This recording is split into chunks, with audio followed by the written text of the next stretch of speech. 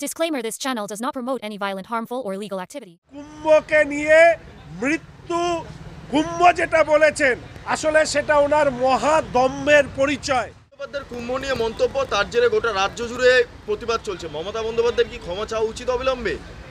মমতা ব্যানার্জি আজ নয় কাল তাকে তার পাপের প্রায়শ্চিত্ত করতে হবে, আর সেই পাপের প্রায়শ্চিত্ত করবার কাজ মহাকুম্ভকে নিয়ে মৃত্যু কুম্ভ যেটা বলেছেন আসলে সেটা ওনার মহাদম্ভের পরিচয়, এবং সেই দম্ভকে সারা বিশ্বের হিন্দু সনাতন পদ্ধতিতে যারা বিশ্বাস করেন আজকে তাদের ক্ষোভ উগরে দিয়েছেন।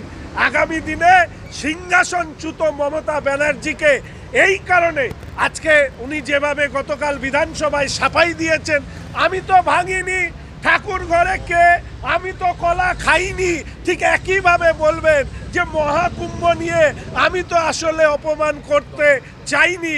ওনাদের রচনা ব্যানার্জির সাথেও তো উনি একবার কথা বলে নিতে পারতেন এই ধরনের উক্তি করবার আগে। মানে এই মন্তব্য কি মমতা ব্যানার্জিকে গোটা দেশের রাজনীতিতে দেশে ভারত সারা পৃথিবীর হিন্দু সমাজ যারা এই আচার উপাসনা পদ্ধতিতে বিশ্বাস করেন তারা এটা জেনে গেছেন মমতা ব্যানার্জির দল শুধু তোষণকামী রাজনীতি নয়, এই দল আসলে হিন্দু বিরোধী দল।